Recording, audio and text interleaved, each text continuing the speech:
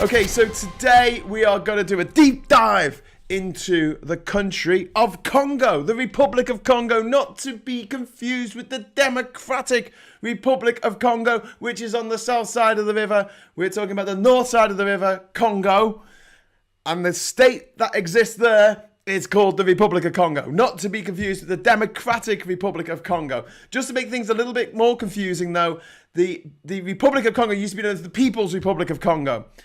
Yeah, I know. Just bear with me. It's old French Congo, and the bigger Congo below it is, and it sort of wraps around it, is the old Belgian Congo. So that's the difference. French, Belgium. So it is supposedly friendly. I think the people might be friendlier than DRC, but the police certainly aren't. And we're going to come to that, as Congo is one of the countries in the world. There's only 2 countries in the world in which I've been thrown in jail for the best part of a week.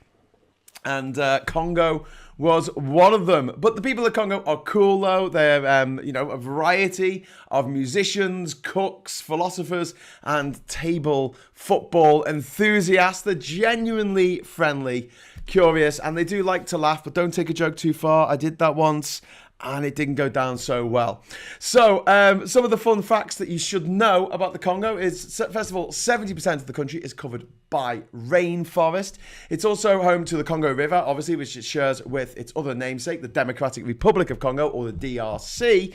And the Congo River is the deepest river in the world. It's not the longest, but it is the deepest river in the world at 220 meters deep. That's insane. Now, the Congo is the second longest river in Africa after the Nile, obviously, and that usually comes up in pub quizzes, and I think the third is the Zambezi, but don't quote me on that, I might be wrong. The Republic of Congo is home to 80% of the world's lowland gorillas and wild chimpanzees, and it's the only place on earth that you can find the wild bonobo, the bonobo being mankind's closest living relative in terms of evolution. Now, bonobos are a type of chimp. They can probably interbreed with chimps, so you can call them bonobo chimps. But whereas chimps are crazy warlike animals who go around literally eating each other and playing the drums with each other's bones, chimpanzees go to war. They literally go to freaking war, and I swear that is true. They are the absolute antithesis of the bonobos. The bonobos believe in making love, not war. Literally, they just shag. They just shag and shag and shag. That leads to some, awkward situations where two bonobos are getting it on. Perhaps they shouldn't be. Perhaps they're related. Bit erg, but they're bonobos. I mean, they're chimps. I mean, they don't know any better. I'm not making excuses for it, but, their conflict their conflict resolution procedure is just to get naked. Oh, hang on, they're already naked. They're apes. They're just to get down and do it. And they do it every possible way. These animals, the bonobos, they do it normally. They do it in lots of different positions, or Kama Sutra style. They also have been known to oral sex for both male and female, and also bum sex is also on the agenda. Homosexual sex, lesbian sex, you name it. They're just sexy chimpanzees. What can I say? If you had the choice between spending time in a cage with a chimpanzee and a bonobo, always choose the bonobo. They might be a little bit Pepe Le Pew at you, but just keep your pants on and you'll be fine, okay? You'll be fine. The chimpanzee, on the other hand, will probably bite your fucking face off because it's a chimpanzee, and that's the sort of thing that they do. Okay, back to Congo. Congo, you've got to understand that they have a lot of respect for anyone who is older than them. Even if you're a few months older than someone else, they will always have respect for you because they respect their elders. In Congo, this is not unique to Congo. This is something that you experience all over Africa, but it's worth mentioning because you don't want to be rude. Don't be rude because you'll be in trouble. Lee Korn says, what? Exactly.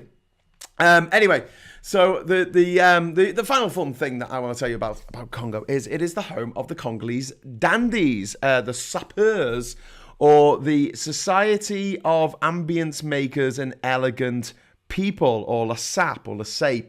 for short. Now, if I just bring up a pic of one of these guys, they were featured in a advert for Guinness a few years ago. I think it was actually while I was in Congo. It was about that time, I'm sure. But they certainly are a dapper bunch. And although they live in extreme poverty, they like to They like to dress like this and dance. This whole thing started in the 1970s when Western clothing was banned because the Republic of Congo decided to become a communist state. So fun things like, I don't know, dressing up like a dandy was frowned upon as something that only a bourgeoisie would do. The fact that these people live in abject poverty just didn't seem to make any difference. It was like, their way of expressing themselves in a fun and interesting way. But the government wanted none of that. So obviously it became a big underground thing and it absolutely thrived. And now the older sappers are passing down what they've learned about fine tailoring to the next generation, which is really cool. Now there's kids going around Brazzaville in Congo dressed like dandies, which is pretty cool. Chubai says, does the Guinness Book of Records have a category for the most jail cells visited? I don't know, Chubai. I don't think I'd win it, but I don't think I'd want to win it. Jesus. Chubai says, I think you find chimps drink tea and move pianos. Yeah, sorry. My mistake. Anyway, I'll just go back to the flag because I'm going to talk about the flag in a moment. So I'll just change the picture in the corner there. Ta-da! See, the magic of cinema. Okay, let's get into the country itself. Okay, the capital is called Brazzaville, named after Pierre Sauvignon de Brazza. We'll come to him later. The flag here is green for agriculture and forests. It's yellow for nobility and friendship, and it's red for. No, it's not blood. No, well, it might be. It might have been at some point, but basically no. There's no real reason for the red bit on the flag given on the government website. I think at the time it's probably because the old flag was like completely red, very reminiscent of the flag of the Soviet Union, because, like I say, in the 70s it was a Marxist-Leninist state. So, like a lot of countries around the world, like China, they decided to make their flag look a bit like the Soviet Union flag. There's a red flag with something in the top left-hand corner, just a little symbol. But so maybe that's the remnants of the old flag underneath. I don't know. But there you go. The name of the country comes from the river Congo, which means mountains, confusingly enough. But it really means the river that goes through the mountains. So that's where the word Congo comes from. The population of Congo-Brazzaville, and just be really careful, like if you go onto Google now and you type in population of Republic of Congo, it will give you the population of the Democratic Republic of Congo, which is a much bigger country. Okay, so to stop Google from doing that, you have to write, every time you want to talk about the Republic of Congo, you have to write population of Congo-Brazzaville, the capital Brazzaville, which used to be over the water from Leopoldville, which was the capital of the Democratic Republic of Congo, or the Belgian Congo, and they changed the name to Kinshasa because King Leopold was an absolute bloody nutter, and I'm a bit worried about getting back into the history of the Democratic Republic of Congo, because while the French weren't particularly great in Congo, the Belgians in the Democratic Republic of Congo were way worse than pretty much any other colonial overlords in that era, which is saying something. But that's for another couple of weeks. I'm going to wait till I get to the Ds, and the Democratic Republic of Congo will be the first of the D countries, coming just before Denmark. But we're going to get through all the Cs first, and there's a load more countries yet to come. Not just Cuba, but we've also got Cyprus. Yes, CY is the beginning of one of the names of the countries of the earth. And then we've got Czechia, which is CZ, for Christ's sake. It's like, no, we need as many countries that begin with C as humanly possible. Can we do CA? Yeah. CA, yeah, that makes sense. CA, okay, we'll do all the other vowels, right? But can we go for a Y at the end? Can we go for a Z? Oh my God. Anyway, so we will be pressing on with the C's presently. I think we've got about 4 or 5 left, but we're getting there. Been doing these for over a year now. But getting there. This is episode 39, episode 39. So the people of Congo are Congolese, I guess, but they're mostly Bantu. So this is a name for people coming up from the south of of Africa during the Great Migration. And so most people in the country, 97%, identify as Bantu. That's split into the Congo people, who represent Congo with a K, which represents 48% of the country. The Sangha people represent 20% of the country. The Teke people are 17% of the people, and the Moboki people are 12% of the population. Meanwhile, the Pygmies are about 2% of the population, but nobody knows, because the Pygmies live in the rainforest and no one's ever done a census. So we don't know how many Pygmies live in the rainforest, but they do make amazing music. It sounds like yodeling, but if you're very short, you actually have a higher pitched voice because you've got a shorter vocal cord. I don't know if it's different with people who are small people, or different to anyone else. But the Pygmies that I met had high pitched voices, and it was a mistake, I feel, in Lord of the Rings that they didn't get the high pitched voices to the hobbits. They gave them kind of normal voices. I know Frodo was a bit whiny, but he wasn't really high pitched. So imagine like high pitched harmonic yodeling, yeah. Yeah, that's Pygmy singing, which is cool. Pygmies live in in Congo. They also live in Cameroon, and they also live in Nigeria. So you get Pygmies around all those three countries, and they're generally been really, really harshly treated by the rest of the population most of the time, and which isn't great. And we should do more. We should do more to help out the Pygmies. The average height for a Pygmy man is 4'10", and the average height for a Pygmy woman is just 4 foot. Now, back to Congo. In general, it's one of the most urbanized countries in the whole of Europe, in the whole of Africa, if not the most urbanized country in the whole of Africa. And meanwhile, the religion is Christian, a mix of Roman Catholic, Protestant, and what were called awakening or revivalist churches. There's a small minority of Muslims, but the Western powers didn't put 50% Catholics and 50% Christians and 50% Muslims together in one country and said, hey, why don't you all get along? Although Congo's had its fair share of civil wars nonetheless, so maybe religion doesn't make any difference. Maybe if people just want to fight, they'll find any excuse. So there are over 60 different languages spoken in Congo, different languages and dialects, I should say, not just languages, dialects, 60 different types, but the official languages are French, because it was a French colony, Lingala and Kituba. They're the three main dialects. Kituba is very close to the lingua franca of the Democratic Republic of Congo. It's just a different name for it, I think. Congo drives on the right. The GDP per capita is nearly $2,000 per person per year, which is almost 4 times that of the Democratic Republic of Congo below it. So it's doing a lot better. It's doing crap in terms of the world, but it's doing a lot better than its larger neighbour to the south. It is a major exporter of sugar, cacao, plywood, lumber, and petroleum, and oil accounts for 70% of its GDP and 90% of its exports and 85% of government revenue. So obviously oil is massively important in the country. So I was going to talk a little bit about the food, but all I've got to say is it's interesting that they like the fish, they like the yams, and I think that's the right word for it. But there's the sort of staple foods that you have around Africa. But an interesting thing about it is that the food habits and what people eat varies a lot from tribe to tribe, and you won't particularly get the same meal if you travel around Congo from one place to the next. And apparently the tribes are said to be protected by a spirit animal, a bit like your Patronus charms in Harry Potter. And this is known as a totem. It's usually an animal, and if it is an animal, whatever that animal is, they won't eat that animal. So if their totem is a cow, they won't eat beef. If their totem is a pig, they won't eat pork, etc. So there you go.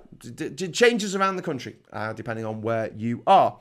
The government is a one-party democracy. Yeah, it's a dictatorship. It's a dictatorship. Yeah, it's one of those where you've had one person in charge forever, and he keeps changing the rules, keeps changing the constitution, so he can stand for more elections. It keeps extending his term, and yeah.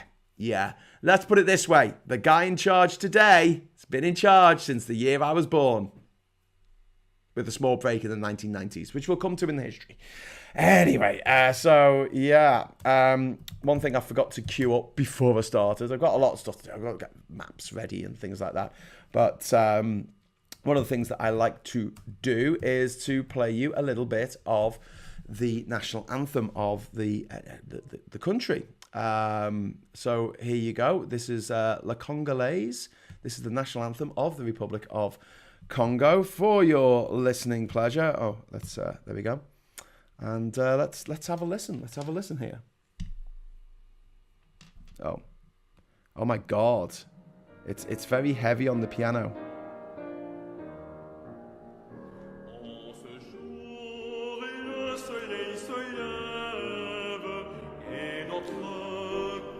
Congo stands resplendent. A long night is ended. A great happiness has come. Let us all with wild joyfulness sing the song of freedom. Arise, Congolese, proud, every man. Proclaim the unity of our nation. Okay, that's enough about it. Let's forget what divides us is the next line. So that is officially the official national anthem of Congo. So now you know. It's a bit of a dirge, that one. It's a bit like God Save the Queen. That's a bloody dirge, isn't it? Quick, the Queen's got COVID. God, save the Queen. So back to your comments. We've got Never Smile at a Chimp from Jeremy Goff. He's speaking from experience. Duke Venture says, "Arise" for the national anthem. And Charlie Nelson says, "Cue Ghost Town." Okay, yeah, but Ghost Town should be the national anthem of every country, but unfortunately, it isn't. Right, let's dive into the geography now of the nation. So I'm going to just go to the map here. I'll fade away. Bye. Hello, world. Hello, world. Hello, world. Right. So I'm going to zoom in on Africa. There's Africa there. You can see Africa. You know Africa, don't you? Right, we can zoom in. And here in this is Central Africa, called so because it's the center of Africa. Okay, that's pretty easy to understand. You've got the Democratic Republic of Congo here, which isn't actually the biggest country in Africa. The biggest country in Africa at the moment, it used to be Sudan, but that's split into two. There's South Sudan there. It's now Algeria, fact fans. So, yeah, don't say DRC because it's not. So, there's the DRC, that's the Democratic Republic of Congo, but we're not interested in that. We're interested in this lighter country here, which looks like a backwards T, maybe, lowercase t. This is the Republic of Congo, next to the Central African Republic, Cameroon, Gabon, DRC, obviously, and also Angola. Now, you might look at that map and think, hey, Graham, what are you talking about? It doesn't border Angola. It does, because there's a little place down here called Cabinda. See this little exclave? I don't know the difference between an enclave and an exclave. But yeah, see this little bit here? Cabinda, that is actually part of Angola. So it's split off from the rest of it by this little corridor to the sea, which is the Democratic Republic of Congo. So we're going to explore the Democratic Republic of Congo now. The Republic of Congo. God, it's so confusing. We're going to explore the Republic of Congo now. And here is Pointe Noire, which is an important port town in the country, a port city, actually. There's the capital there, Brazzaville, as I've already mentioned. And that is over the water from Kinshasa. There's no bridge here yet. There will be. They're going to build a bridge in 2023. Apparently that's next year. And at the moment you've got to take a boat to get across. Now, something that you've got to bear in mind is that the Congo River doesn't follow the border along this part. The Congo River goes up to here. This part, you can see where I'm pointing with the pointer. And then you see the blue going down here. Annoyingly, you can't really see it, but it comes out here. This is the mouth right down here. That's the mouth of the Congo River. Hence, the people in Congo can't necessarily get stuff into the country along the river, but unless the DRC allow them to. But the DRC are nice, so they actually do that. Right, okay, so back to the Republic of the Congo there. And like I say, it's bordered by 5 countries, and Pointe Noire is the main shipping port. And I don't know why it's showing me a reserve. I don't know why it's coming up with a dot there. Stop doing things. But yeah, so realistically, apart from this bit of the Congo here, there's no rivers coming in here that you can realistically use for shipping, except the Kurilu River, which isn't very useful apparently. Most of the stuff that comes into Pointe Noire down here, basically point black, that is, has to be transported by truck or by train using the single track Congo Ocean Railway, which runs along here. You can see this yellow line. It basically runs along the highway, and it gets to Brazzaville there. It also goes up to a border town up here called Mabinda, which is actually where I crossed over the border from Gabon. I came down from Libreville up in Gabon here, and then I came down to Mabinda, and then down into this place called Dulasi, which was Lebombo, I think its old name. And then I came along here and got into Brazzaville and got put in jail for 6 days. Anyway, so there you go. Also, if you want to go on the Congo, obviously the Congo comes along here. So this part of Congo is separated from the Democratic Republic of Congo by the Congo. Yeah, I told you it was confusing. There's rapids. There's a big descent here because there's mountains around here. So if you fancy doing some, I don't know, what's that stuff called where you get on the little, canoe. That's it, canoeing, kayaking through the rapids. If you fancy it, that's quite cool. Also, the top right here, which is called this area here. At the very top right of the country. I suppose that should be the northeast, I guess, but let's just call it the top right because it's more fun. It has no roads whatsoever. You can see that there's a road here. There's no road here at all. You can see the state border along there. That lighter colour is the state border. This is Likuala department, and you can only get there by boat or by plane. And you're actually best doing that from the Central African Republic up here. You're best going down from Bangui down into the Republic of Congo. This area is amazing. It's very, very unexplored, and which is really cool.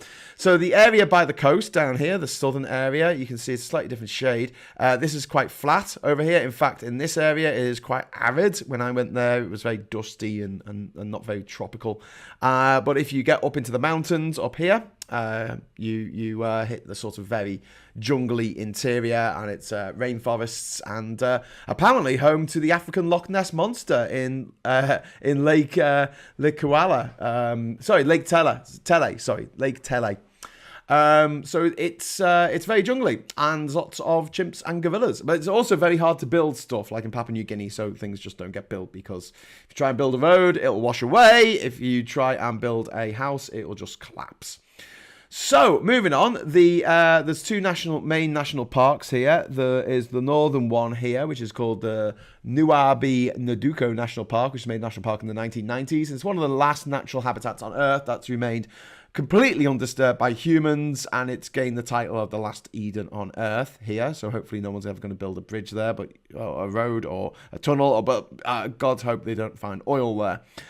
The Odzala National Park, which is here, was founded in 1935, and the park covers 13,600 square kilometers, and it's known as one of the most important strongholds for forest, elephant, and the western gorilla conservation remaining in Central Africa. So there you go. So the climate, it's hot all year round. You're best going to Brazzaville over the summer because it's not so wet, not so. Stop that. You're best going to Brazzaville over the summer because it's not so wet. Oh my God! Stop making things come on my screen. And you're best going over to the north during the winter months to avoid the rainy seasons. Right. So that's enough of that. I'm going to lose the map now because obviously you don't want to not see me for too long. Brazzaville and Kinshasa must be two of the closest world capitals to each other, except Rome and the Vatican, I suppose. John, you're completely correct in that assumption. Yes, they are very, very close to each other. So, is someone from DR Congo also Congolese? So, how do you differentiate? Are you Congolese or DR Congolese? No, you'll be Congolese Brazza if you're from the Republic of Congo, and you'll be Congolese Kinshasa if you're from the Democratic Republic of Congo. So you say the name of the capital of the country. Same trick that is pulled up in the Guineas in the northwest of Africa. Well, so the west of Africa. I shouldn't say northwest of it. The bit that bulges out at the side. The Guineas, you've got Guinea Conakry and you've got Guinea Bissau. And that's the name of the respective capitals. Fun fact, though Africa is a large continent, Europe has more coastline. Also, Africa has fewer places where you can have a port because the land rises quickly, few navigable rivers. Yeah, I think we talked about that, didn't we, in one of these shows? But yeah, very, very true. Okay, so moving on. The time zone, I forgot to tell you, is GMT +1, or UTC +1 if you're feeling fruity. And therefore, it's on the same time as Central Europe. Central Europe time.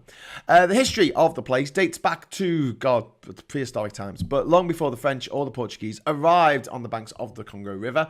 The region was part of a complex trading kingdom between various peoples of Bantu origin, but the Portuguese were the first Europeans to make contact with the area, and they established a slave system, nice, and traded commercial goods for human cargo, really nice. In 1880, the French decided that they were going to take over. And so the area came under French sovereignty when Franco-Italian empire builder Pierre Sauvignon de Brazza, who Brazzaville is named after, and also Brazzers, the porn channel, is also named after him. It's not, I just made that up.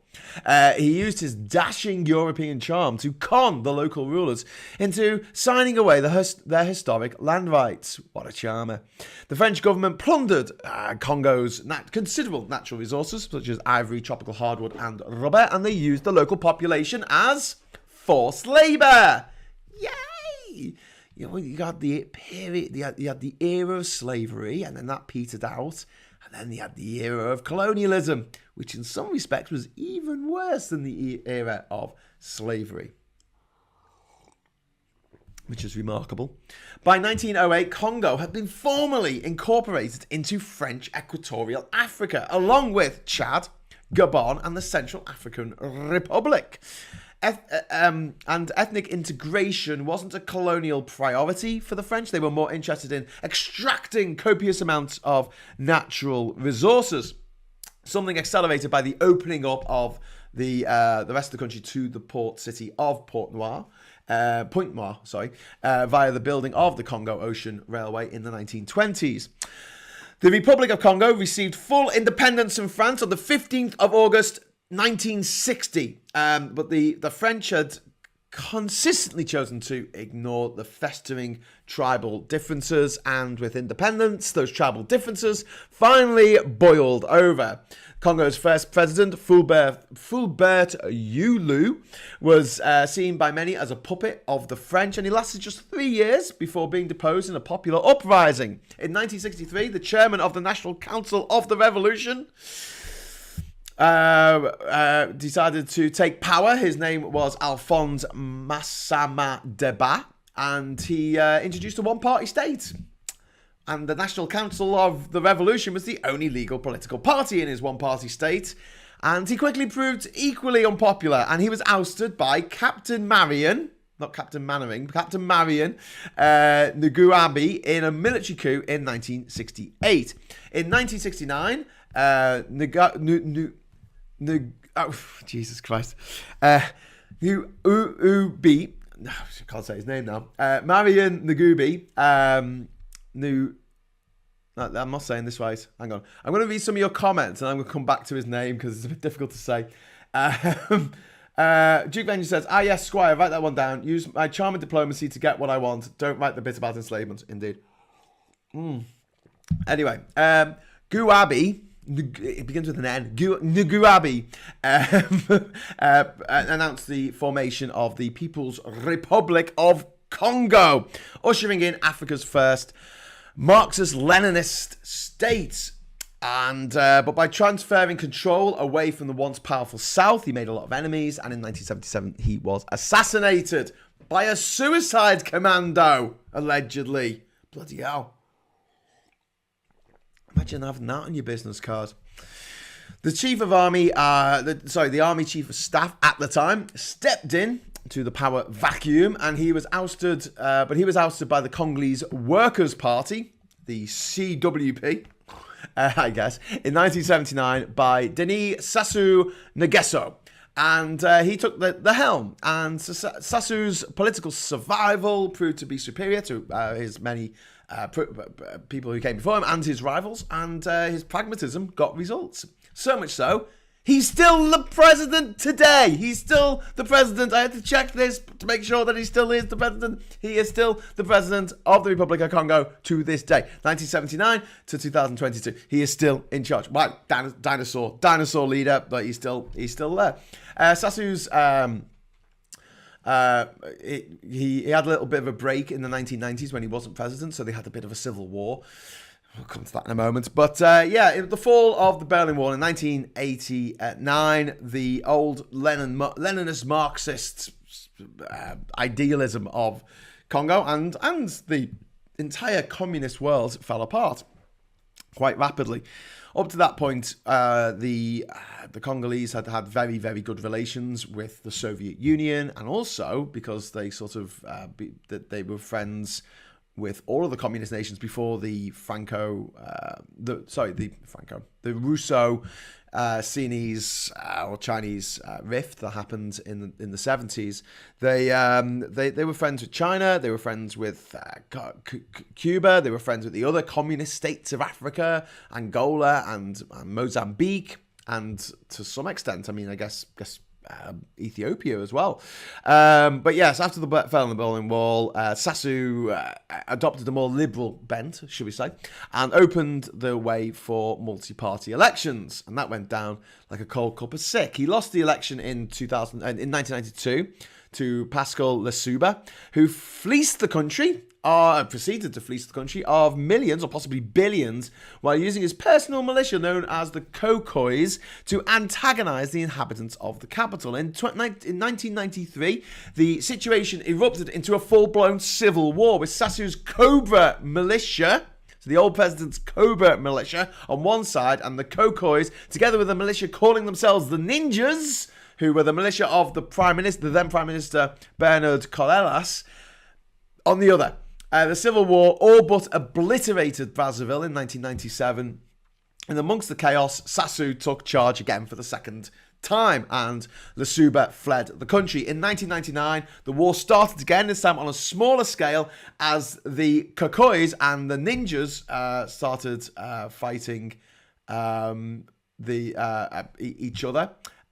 They were on the same side in the 90s, and then at the end of the 90s decided to fight each other instead. Bowing to international pressure in 2002, Sassou decided to legitimize his presidency with multi-party elections. He won 90% of the vote because his two main rivals, well, mostly because his two main rivals were banned from standing. This led to a resurgence of fighting between the Ninjas and government forces, but a peace agreement in 2003 maintained a standy shake-off. A shaky standoff, sorry. Shake-off? Did I just say shake-off? But a peace agreement agreed in 2003 maintained a shaky standoff. The new constitution granted the president an array of new powers and extended the term of office for the president of the Republic of Congo from 5 years to 7 years. You know what's coming next? In Sassou won the following presidential election in July 2009. According to Congolese Observatory of Human Rights, a non-governmental organisation, the election was marked by very low turnout and fraud and irregularities. Now, I was put in jail in Congo in September 2009, so the president had only been re-elected for a couple of months. And apparently, my case went all the way to the president, I was told. And the president said, just let him out. This is crazy. What are you doing? So there you go. That's my connection with the dictator ruler of Republic of Congo. See the circles I'm moving? Yeah. Someone's singing a song in the comments. We've also got Yoni, missed half an hour, I guess. Missed half an hour of this, better like it just in case, says Yoni. We've got Lee saying, just catching up from the beginning at 2 times speed. Joni says, Graham isn't the slowest of speakers, I catch the beginning later. But Pineapple Boy says, I think what a feast could be if we could create a socialist state that cared for people like me. And he's actually singing the history of Russia, the history of the Soviet Union, sung to the tune of Tetris. Yeah, that's a YouTube video worth digging out. Anyway, so moving on. In March 2015, Sassou announced that he wants to run for yet another term, and they had a constitutional referendum in the October of that year, which resulted in a changed constitution so he could run again as president. I'm guessing there's going to be another presidential election this year. There must be, because if there was one in March 2015, it's now March 2022, And so, yeah, it's been 70. So I guess they're having elections now. I don't know. Everyone's completely focused on Ukraine at the moment with good reason. And so I don't know what the hell's going on today. Maybe they have the election today. It is Thursday. We have elections on Thursday in Britain because we're weird. Should have them on Sunday when no one's in work. Anyway, after violent protests in the capital after his election, he won the election, and many people considered it to be fraudulent, and that led to violent protests in the capital. And Sassou attacked the Pool region of the country where the ninja rebels of the Civil War used to be based. This led to a revival of the ninja rebels, who launched attacks against the Congolese army in April 2016, leading to 80,000 people fleeing their homes. A ceasefire agreement was signed in December 2017. However, the oil boom has effectively allowed Sassou to remain in power. No one's going to touch him. He's kind of untouchable. I don't know if he can run again, if he's going to run again. I hope he doesn't. I don't think it's healthy for any country to have a leader for that bloody long. And he has been the leader since 1979, with a little break in the middle. But since 1979, I'm 43 years old. That is ridiculous. So, moving on, getting there in a way. The only real way that you can get into Congo, I know I was saying you can get into the very north of the country if you come in through Central African Republic, which you definitely can, but then once you're in the north of the country, it's very, very hard to get to the south of the country. So just go back into Central African Republic and then possibly, I don't know, fly to Brazzaville. There are international airports at Brazzaville, and there's also one at Pointe Noire as well. If you're overlanding it, like what I did, there's only really one route that you can do, which is crossing the border at Mbinda, heading down to Kinshasa. So you've got a choice, actually. You could take the railway. Apparently, there's a railway that goes down there, but I didn't see it when I was there. I didn't see it, and I don't know if it was running when I was there, but apparently there is a railway which runs, down from the border with Gabon to the capital. And it meets up with the railway that goes to Pointe Noire at a place called Lim. Oh God, what's it called? Forgotten. Let me look in my book. I'm gonna look this up in my book. Live and on air. Oh, do you know what? This isn't in alphabetical order. That's really annoying. Why aren't you in alphabetical? Oh, because what they've done is they've taken all the different editions, like the Central African edition and the West African edition and the East African edition, and they've put them in the order of the grouping, so they're not... Oh, no, actually, no. So Tunisia comes, and then you've got Benin. And you've got Burkina Faso, Cameroon, Gambia. Oh, gotta get through them. Congo, there we go. Congo. So, yeah, let me have a look. Yeah, there is. Oh, do you know what? I didn't come across the border there, because I've actually drawn on my map. And do you know what?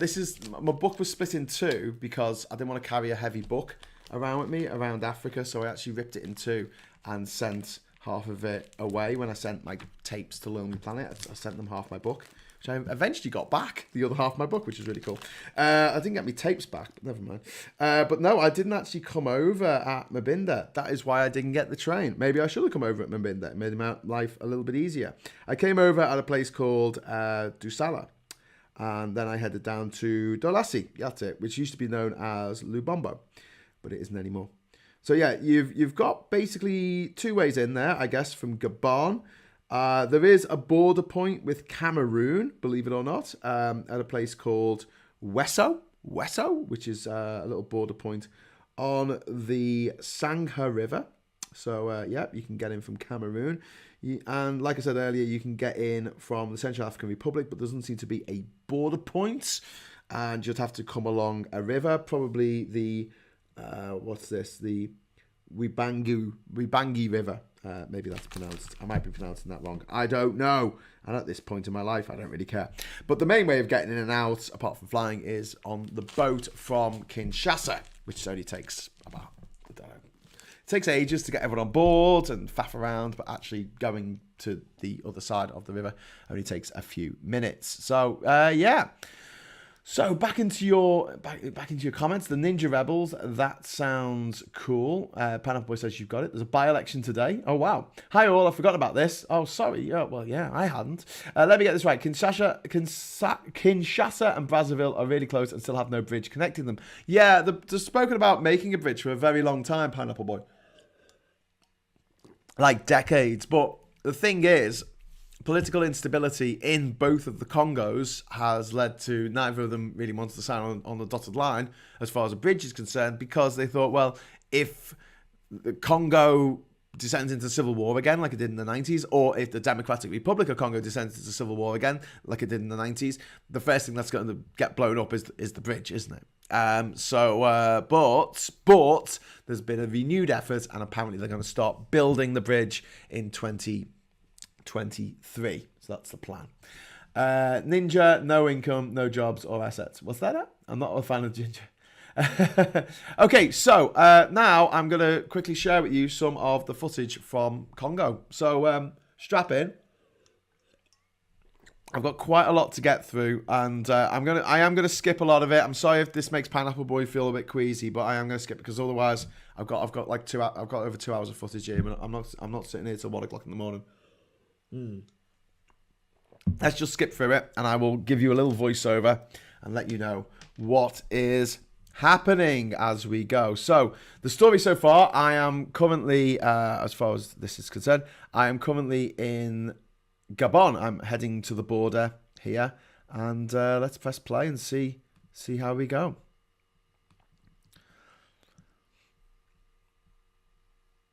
There you go. That's me on a bike. That's obviously not me driving the bike. I'm on the back. Okay, bobbing along here.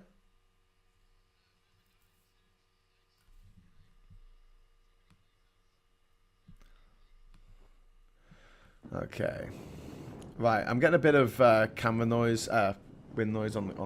I'm guessing this is going towards the border. Skip, skip, skip. Skip, skip, skip. Ooh, what's this? Seriously, you think the toilets and music festivals are bad? Check out this bad boy. Seriously. Ah, lovely.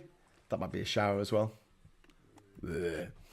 During the Odyssey is trying to raise money and awareness for WaterAid, which is a charity based in the UK, and it's also in America and Australia, which tries to set up toilets, septic tanks, sewage systems and things like that in Africa, Asia and the Pacific Islands.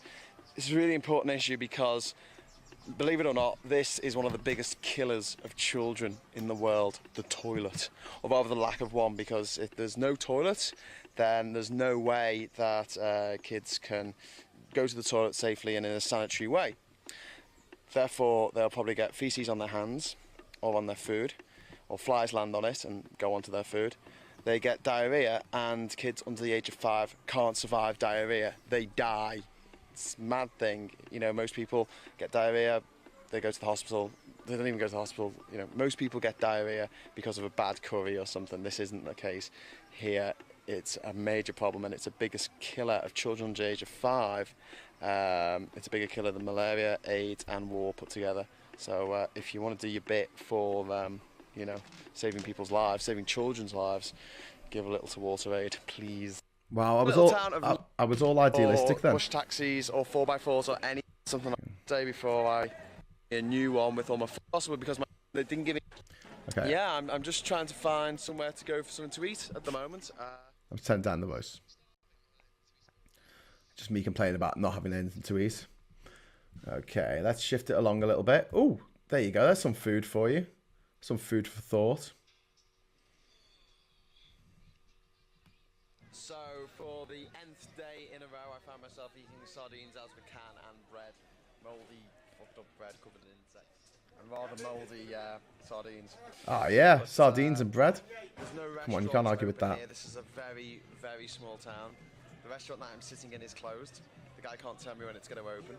But they're letting me sit here and make my own dinner, lunch, breakfast, whatever. Okay, I'm going to skip it along this because this isn't too interesting. Skip. It took me 8 hours yesterday to get over the border from Gabon into Congo. Actually, my passport got checked 8 times by 8 different people at 8 different checkpoints across the border, which I think is a new record. I'm currently in this grotty little hotel here, this little auberge. There's my mosquito net. And I'm just about to leave, I hope, but there's no space left in the front of the big truck. There's only space left in the back of the big truck.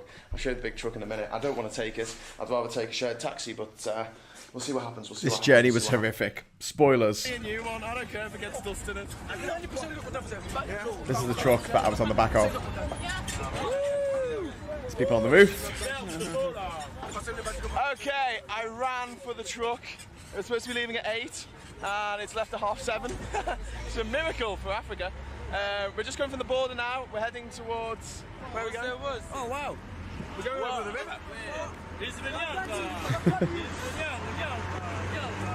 This is like unseen footage from the TV show that I made. So you're basically seeing the rushes. You're seeing the dailies here. Okay, so this is the truck for Dolasi. Dolasi. Janga, where's that? I don't even know where I'm fucking going. So how do I get to Dolasi? Like great French there. Covered in dust. How many people are on board? Give us a wave, everyone. Hello, everyone. On board. Smoke, and then you have the dust. Here comes the dust. Okay, I better put my camera away because it's going to just ruin the tape mechanism. See how dusty I am. Back of this truck going through Congo. Oh man.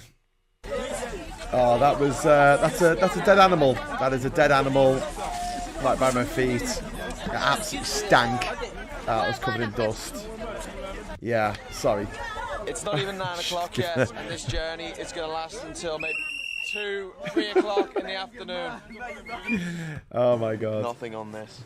Look at the state of me. Look how dusty my hat is. Do you know what? Even in Nigeria, when I was racing from Lagos to Yeah, that's the truck from the outside. So we've broken down. Oh my god. Oh, it sounds like big of all out, possibly.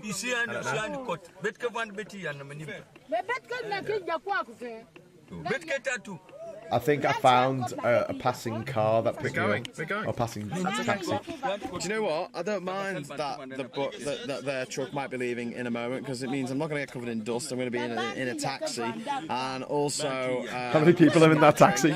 And this isn't going to break down hopefully the next 5 kilometres, whereas I think their truck will. Stop at the next village. Okay, so we just. That sounds horrible there. Okay. Right. Okay. So that is that was my entry to Congo. Now we move on. This is actually in the taxi.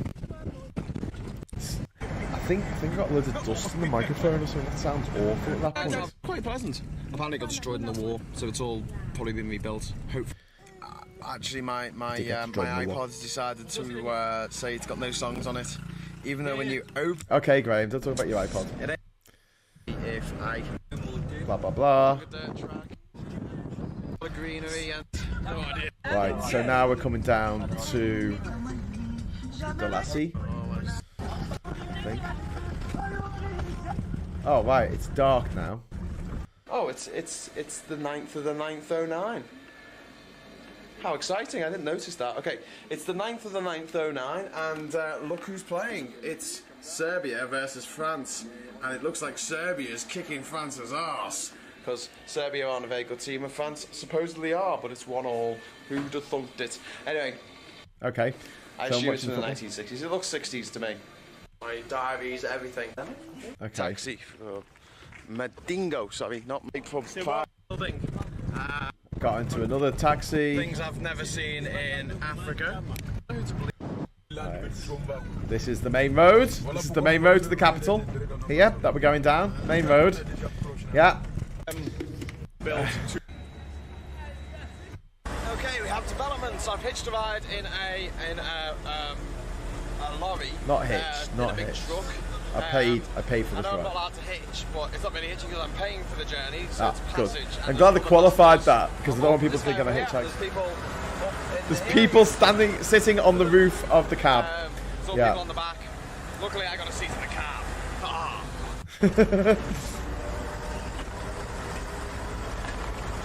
So this was the road for like hundreds of miles. It's not to go until Kinshasa. Do this. A couple of trucks to put some. Gonna find out. Good. Okay. I'm going to turn the volume down a little bit on there because I think it's a bit loud. You don't really need to be... Wow! Oh my god! That is actually a paved road. A actual paved road. That's quite impressive. I've been so grateful to see a tarmac road. I feel like pulling a Pope John Paul II and getting out of the car and just giving the tarmac a big kiss.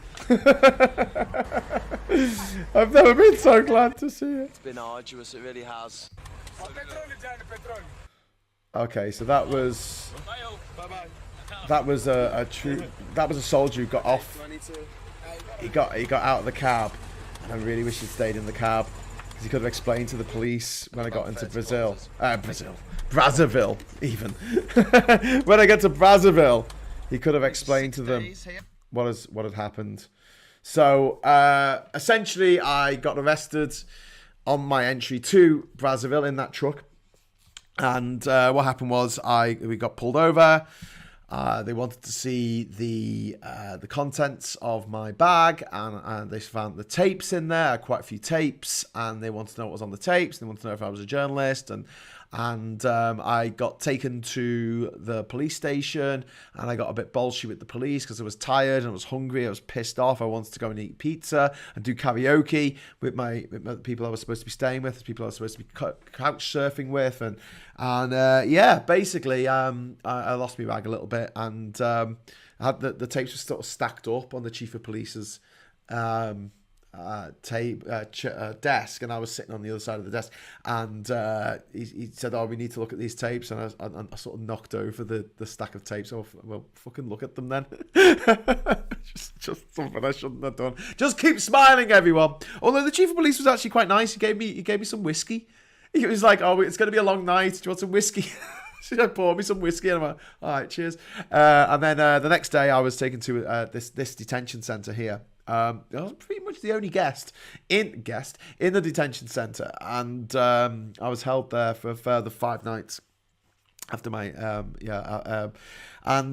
so I got out on the Tuesday, and it was the honorary consul in Brazzaville who helped get me out. Now, at the time, I didn't reveal his name on the show or on my blog or in my book. I don't know if he's still the honorary consul, so I'm going to have to be quite careful with the sound here because I do identify him. So I'm going to tread carefully of how I proceed from this point. But this was the place that I was held for a number of days in jail, as I will now explain in my inimitable way. Please, low profile. Yeah, low profile. Okay. If it's possible. So, the story so far, I've just got out of jail. They held me for 6 days here with no charge. No charges. My visa checked out, my passport checked out, no problem. This is the British consul here, Shit. Thank you. I hope I cut the sound there in time. This is the prison I've been held in, just out the window, if you look. There you go. Oh, man. Okay, and basically I was held in a really grotty cell, full of mosquitoes. They took my t-shirt off me, they took my shoes, they took my shirt, my watch, my phone, obviously. They took everything off me, and then they left me to sort of rot in a jail cell for the weekend. The jail cell They took my glasses was as well. disgusting. And my hat. Stank of effluent. I had a dirty bit of foam. Yeah, to Yoni. lie on, so my back is I think you'll be whining as well. Right. Anyway, so this is coming into the honorary consul's house. So it's been a bit of an eventful week. I was arrested on Thursday night. I was getting a bit out of my mind because they were keeping me in a cell. Looks like which someone's was disgusting. touching my... Oh, no, he's pouring some. I really couldn't put up with it anymore. So I bashed the cell door so much that it took them half an hour the next day to open it. And then on the Monday, I was told I would leave. Okay. It seems a little zoomed in. Okay, I'm just by the pool at the British. Alright, so this is me just telling the story, I guess. I spent most of the time contemplating escape. This bunk bed and. I'm gonna make this into a video at some point. Oh, I'm gonna take it now. I was just trying to explain to the camera I was trying to explain to the camera. I haven't had a shower in like a week. I don't want to kiss you anymore. No, it's okay. We're gonna try and That's find the a Honorary Consul's barber shop wife as well, saying, "Go and have a shower, for God's sake." My life. Oh my And God. there's some tapes to my legs to stop them being. Unfortunately, when the plans, but I still had to stop. But out of his hat when he dubbed the Congo a shower, a heart of darkness. Bloody hell. That is quite possibly the best shower I have ever had in my life. After a week in a Congolese jail. Oh, hang on. I think it's couch surf with you. And for Kinshasa. All my clothes got a little bit damp in the police station, so we're having to wash my clothes. So we have to wait for them to dry before I can leave. So. Okay, there we go. This is Brazzaville. That's Kinshasa over the water there. And I got picked up by a representative of the British Embassy over in Kinshasa and taken over into Kinshasa on the boat. Make sure I didn't get up to any more mischief. And they kept a close eye on me. When I tried to change my money, they said it was 15,000. So I was like, okay, great. So, cool story, bro. Camera where there's tons of soldiers. I can't film the port, I can't film the crossing, and I can't film the port to the other side. So just close your eyes and imagine. Which I guess that means maybe that's the state of God. I don't want to frustrate. In Angola, went to the Angolan embassy yesterday and gave. So that's basically I've found myself in the Democratic Republic of Congo there. Just let me go back a little bit. God, I do complain a lot, but to be fair, I think there's a lot to complain about in this situation. You know, just saying. Let's see if we can just skip it forward to the bit where I get. There you go. Bit of lag. Nice bit of lag. I better put the camera where there's tossing on a bars and a pause.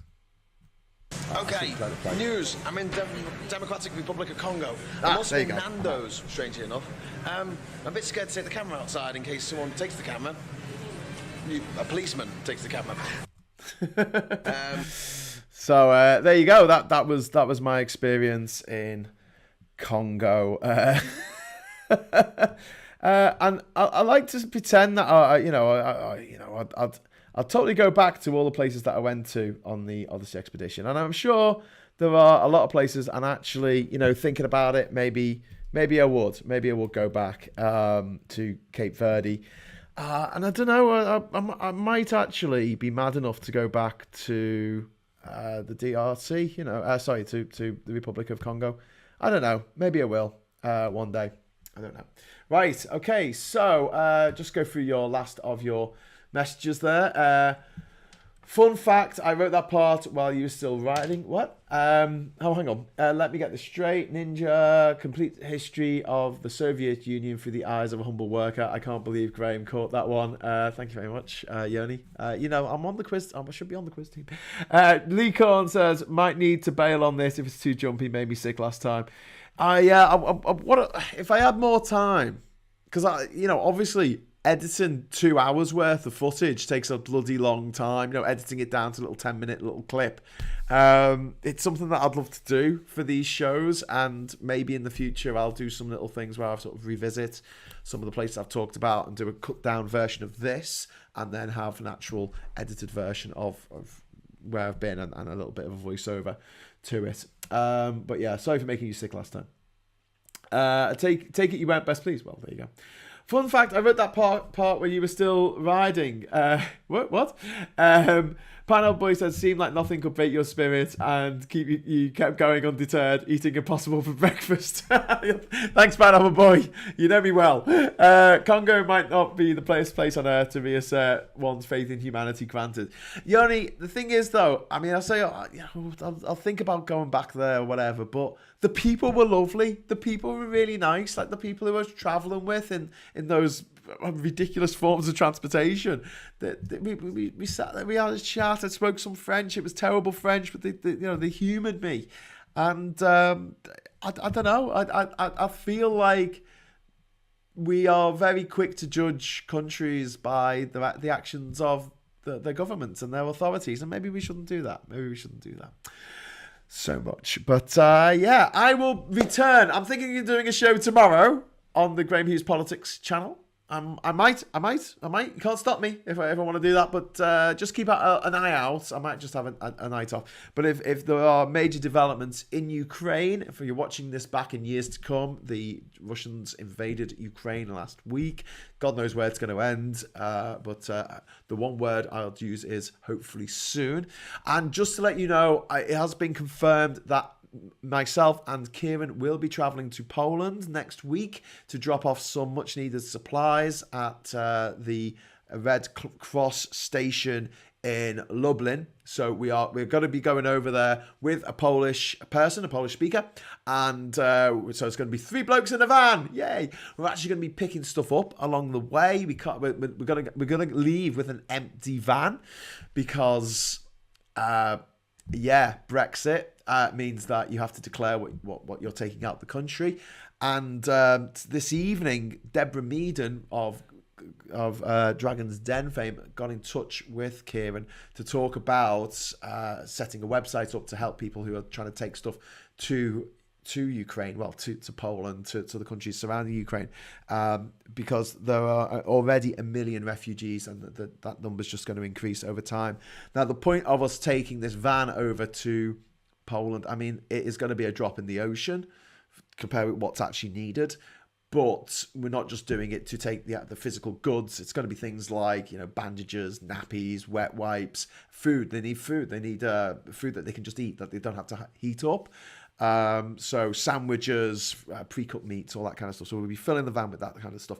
But what we're going to be doing is live streaming the whole thing and hopefully raising lots and lots of money by live streaming it and getting people to donate to the Ukrainian Red Cross or to the UNHCR or whichever charity they choose, they want their money going to really help people who have had their lives torn apart by the Vlad the Mad Putin of Russia. So if you want to take part in that, I'm sure you do. That'll be starting next week on Wednesday, and we'll like we did when we went to Luxembourg a few weeks ago. We're going to be live streaming the whole thing. Okay, there you go. Right, I'm going to just read out the last few messages and then I'm going to say good night. If you'd like to head over to the Discord server, I'm sure Jeremy might have a quiz ready. I don't know, Jeremy, if you're even watching this, but I'll try and join in the quiz if anyone's over there.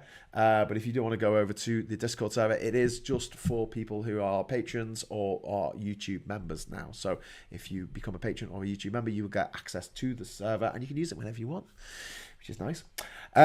Congo, I love it unedited, makes it more real, says Alex Green. Well, do you know what my worry is? My worry is one day I'm going to be playing back some unedited footage and there's going to be something that absolutely I never wanted anyone to ever see. And because it's been so long since I filmed this stuff, it's like 13 years ago, I've completely forgotten that I actually filmed that thing that I didn't want anyone to see, and it goes out live on YouTube. It's a bit of a worry of mine, so yeah, I would like to edit it. And also, I don't want to make Pineapple Boy and Lee Corn seasick watching the video through.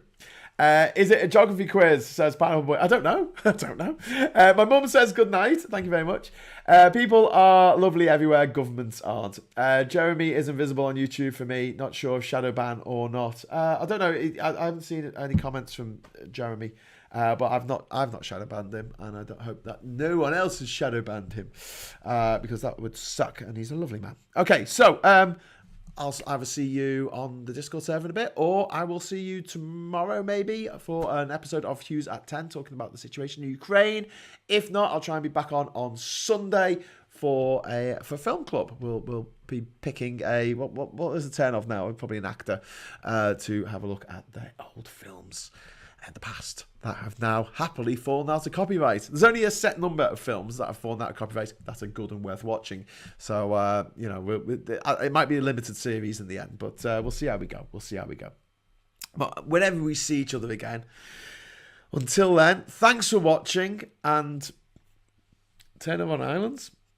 What does 10 on Islands, Pineapple Boy? A geography quiz. Oh, Jeremy, there you go. Jeremy's got questions. I can see his name come up. It's come up on the screen. Yeah, Jeremy's there. I don't know why. Can just let me know if Just Me in Videos can see. Stay safe and hit Just Me in Videos. Can you see Jeremy's comments coming up on the chat there? I don't know. He's had a bit of an argy-bargy. But yeah, we'll head over, and Jeremy's got a quiz for us. So please join us for that. So thank you for watching. Thank you for supporting this channel. Thank you for being patrons and for being YouTube members. And I will see you again very soon. Until then, fair winds and following seas, travellers.